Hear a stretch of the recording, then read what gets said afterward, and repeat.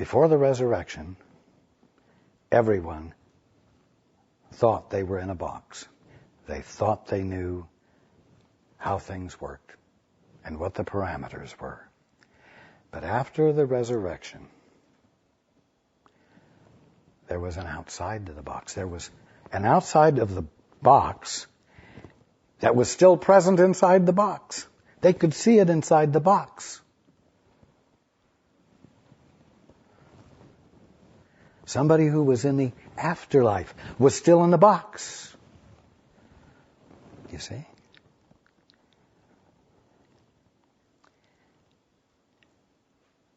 And of course, it was too hard for many to believe, and many didn't believe it, and today it's still hard for many to believe, and they don't believe it. Oh, it's just a religious belief. You know, the Christians all believe that junk.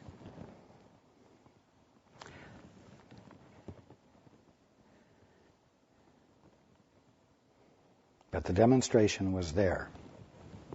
And you know what?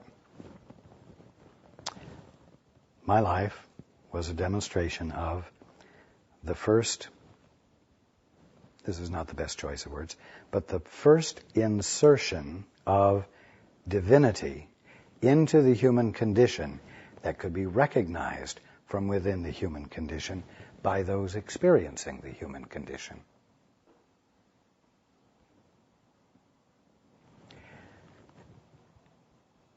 And then the crucifixion, resurrection, and ascension.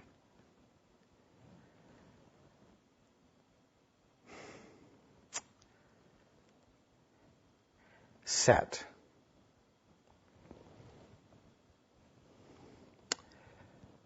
the contents of my life, the content of the presence of God in the human condition. It set it, we're going to say, in concrete.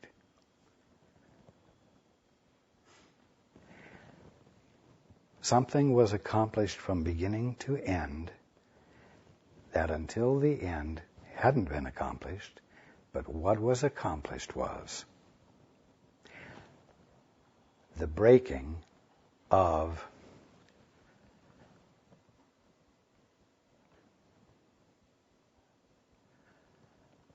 the perceived absoluteness of what everyone called the human condition or life. And it was done forever. Not any one of you has to break or undo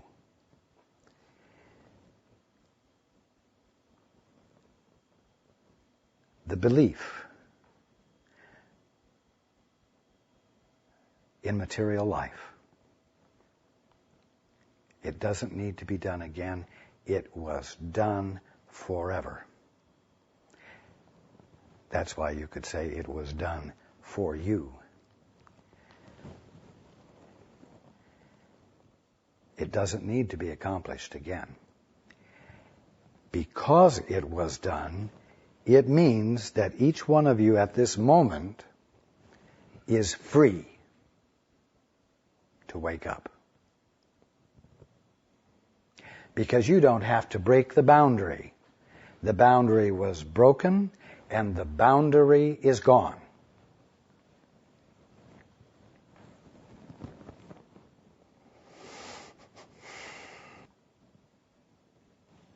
That is what makes the commemoration of Easter important, because it keeps present for you the opportunity to go ahead and wake up, to get the picture, to get the idea, so that you willingly inquire outside the box on a regular basis, so that you willingly dare to let yourself be what you're here to be, what you exist for, in other words. You're not here to be something as opposed to being someplace else, being what you're supposed to be. you're here, you exist for a reason. And that is to give voice to God, to give expression to God, to let God express right where you are.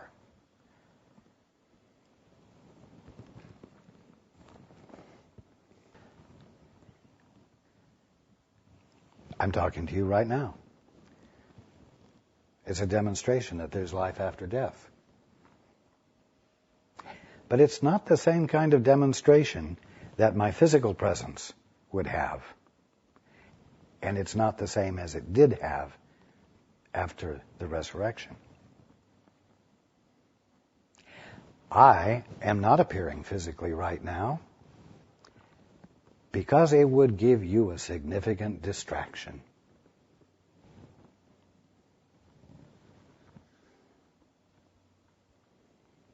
You would begin to think of me as form.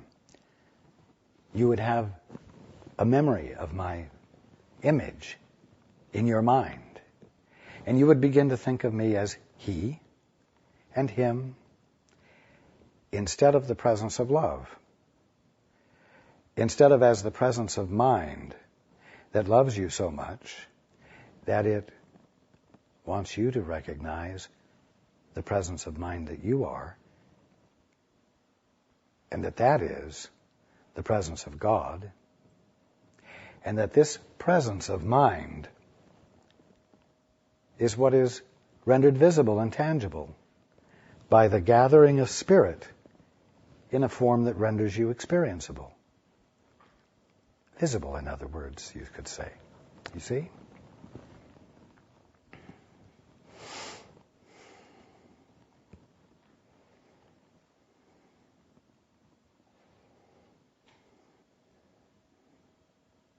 It is time to get out of the human condition. But remember this. The human condition is the human conditioning that has been placed like colored glasses in front of your awareness that causes you to see the kingdom of heaven in its divinity as though it were just a physical, material universe that has nothing to do with God, and that someday you will transcend.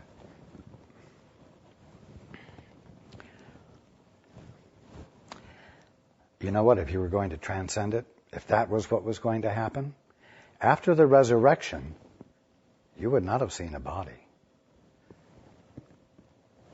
You might have heard a deep voice coming out of the ethers like in a seance that everyone could hear, eerie, mysterious.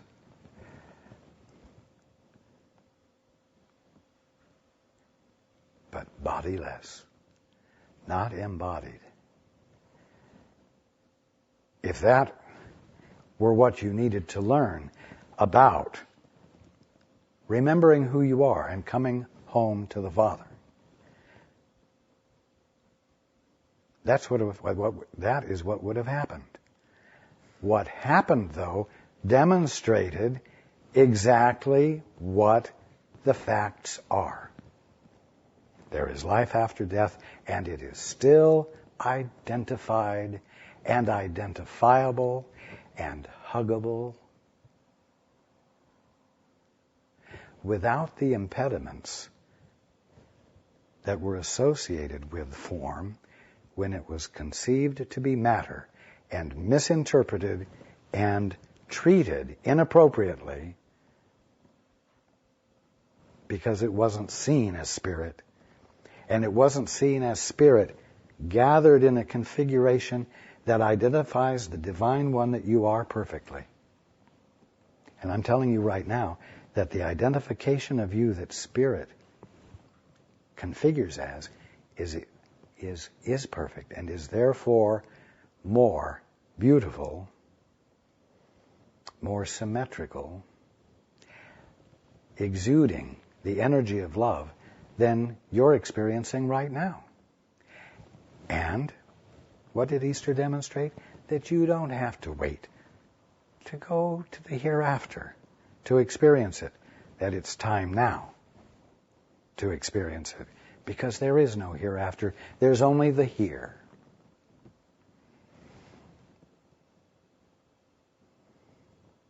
And what the here divinely is in its ultimacy.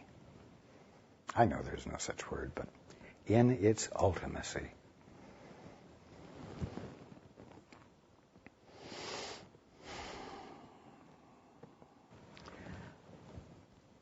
Understood correctly, Easter did away with the box.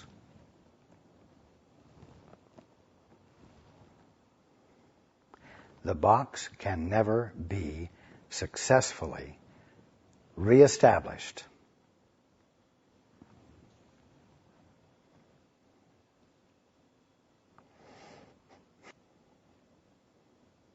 This is the good news.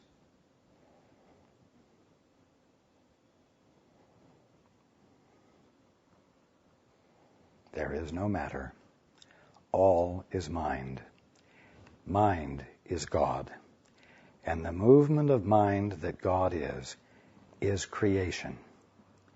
And creation is recognizable to the mind that moves and sees its movement. It's experienceable by mind. And the substance of every idea in mind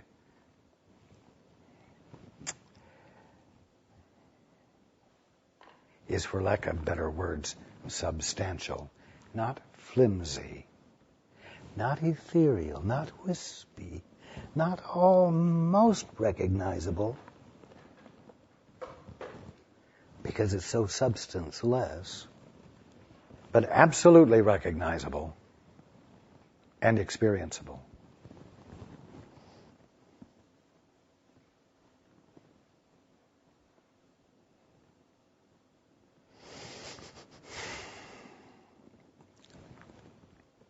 The story of my life is the story of your life.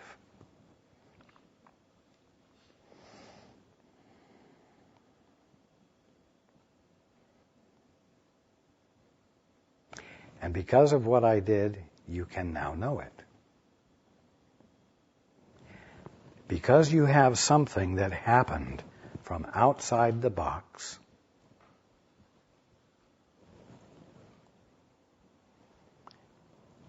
that you were able to experience inside the box. Everyone in that day was able to experience what was happening from within the box. And out of the box experience in the box. It's mind-boggling. It's mind-boggling until you recognize that the box was a figment of the imagination. All of the ultimate, all of heaven is going on inside the box.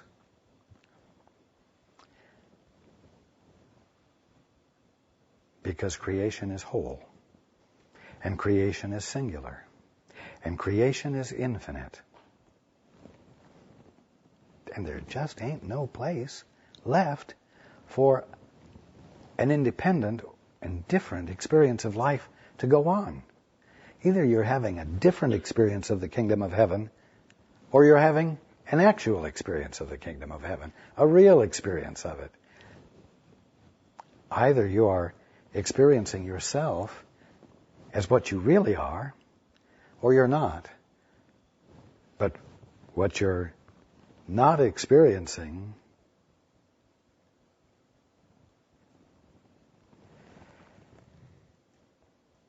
is, I'm going to say, a non-experience of something that does exist. It doesn't make sense, does it? But that's called the human condition, and that's what everybody's been living, and never thinking outside of, never questioning.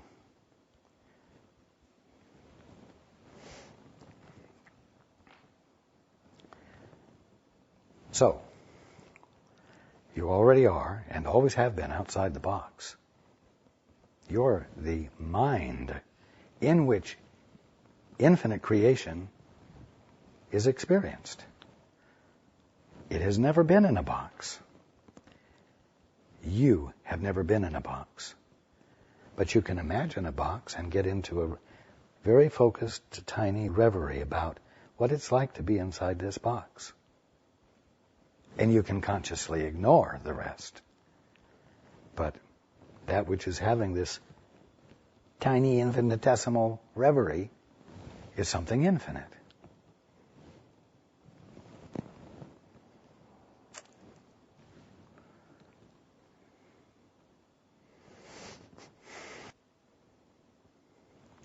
Remember, the dream has been dispelled. Its capacity to command your attention and keep you bound in it has been dispelled.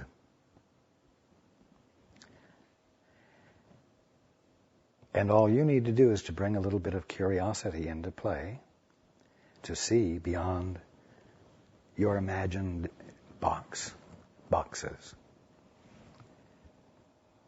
A curiosity to see the more that's there than what you're seeing. Same old thing I've been saying for a long time. But I haven't brought it out from quite this standpoint that the blockage to your waking up is already gone,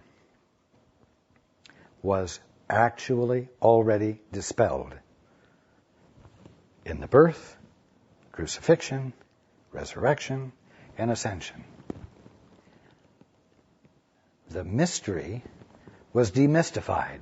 It's already been demystified. You might be catching up on the demystification a little late, but it was demystified. And you do not have to overcome the state of mind, the state of the human condition that everyone was in, that had never been challenged, and that no one had ever thought to challenge, and which therefore constituted a boundary of great density for everyone inside the boundary.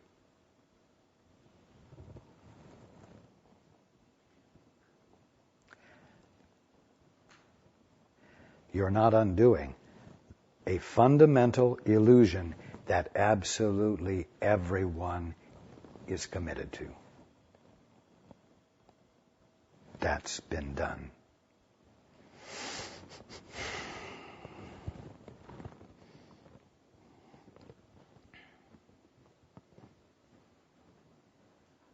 Let's go to the book.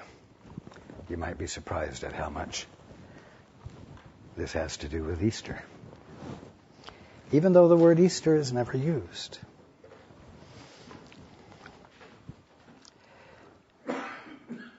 We said before that the ego does not know what a real question is. I'm going to back up a little bit. With the grandeur of God in you, you have chosen to be little and to lament your littleness within the system which dictated this choice. With the grandeur of God in you, you have chosen to be little and to lament your littleness. See, that was life before Christmas and Easter. Within the system which dictated this choice, the lament is inevitable. In other words, within the box, within the human conditioning that served as a filter that distorted everything about the kingdom of heaven that everyone was looking at.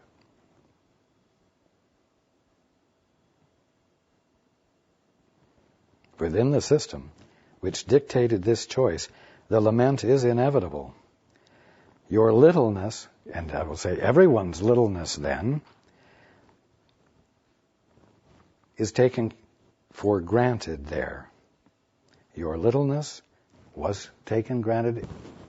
Everyone's littleness was taken for granted. And your littleness is taken for granted there, within that filter system. And you do not ask, who granted it? The question is meaningless within the ego's thought system because it opens the whole thought system to question.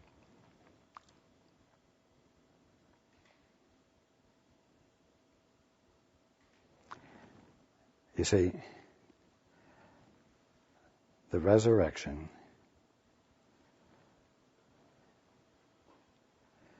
demonstrated that the here and the hereafter are all here. That the limits that everyone thought were all there was to life were pure imagination.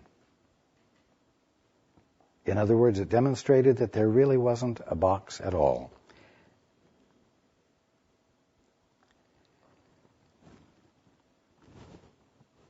Who granted it? The question is meaningless within the box, within the ego's thought system, because it opens up the whole thought system to question.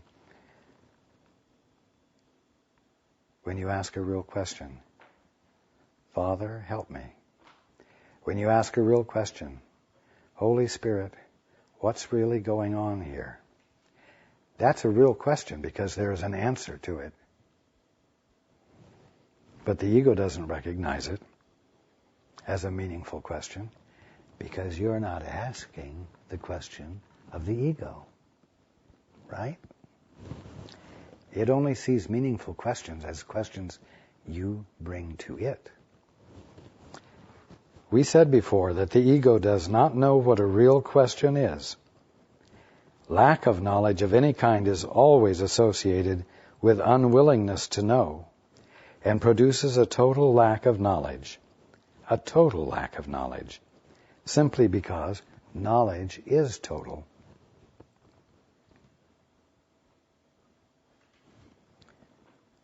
You see,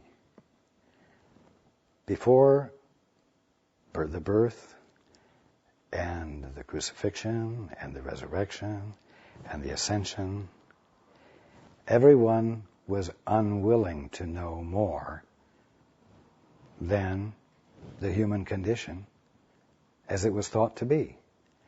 Because no one had any place from which to have an idea that went beyond it. You see? And so they didn't ask. They were embodying an unwillingness.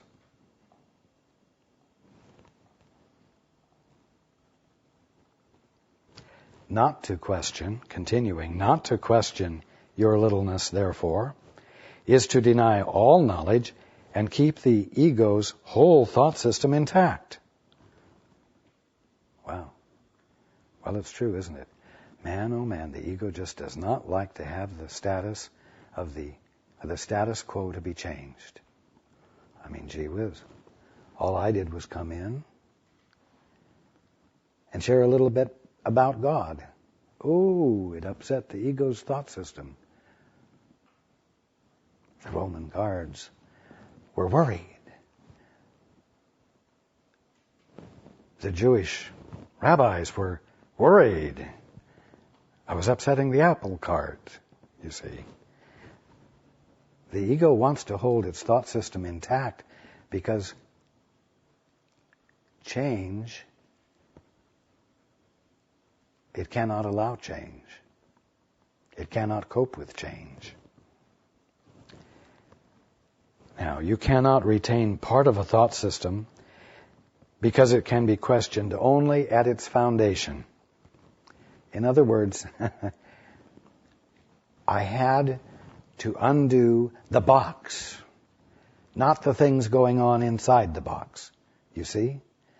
The box, the human conditioning that served as a filter that distorted everyone's clear experience of the kingdom of heaven that they were in,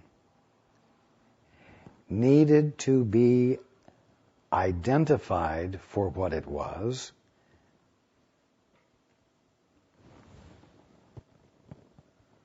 a way of seeing that had been adopted, rather than actual physical circumstances that were beyond everyone's control.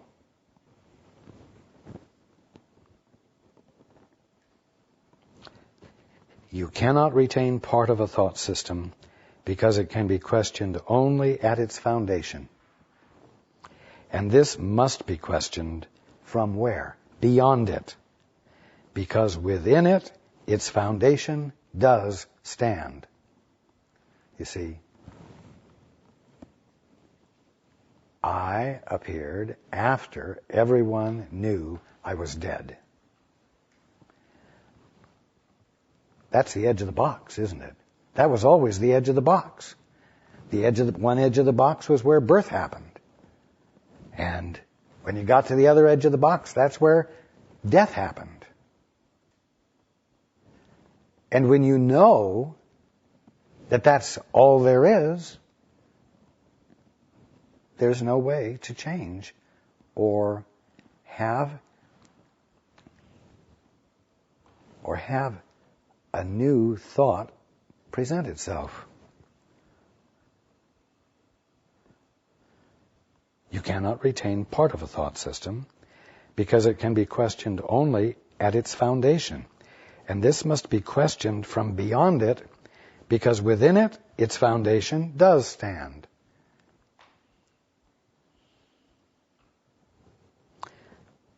The Holy Spirit, your right mind, judges against the reality of the ego's thought system merely because he knows its foundation is not true.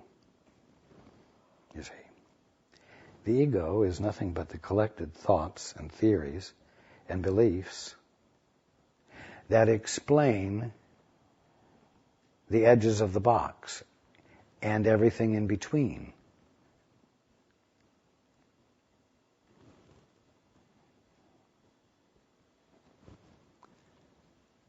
It does not conceive of there being anything outside it, before it, above it. So someone who was not within the box had to speak apparently within the box and be in a way that demonstrated that the box didn't really exist. And that's what the birth, crucifixion, resurrection, and ascension did.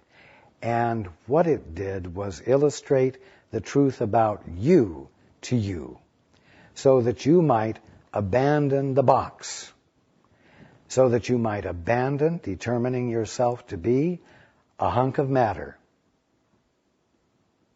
that came forth from material processes that had nothing to do with the God, and that are governed by the laws of matter instead of the laws of spirit, who are bound to be born, grow up, grow old, grow ill, and die, where healing cannot occur because it's not built into the system, you see. But it isn't true.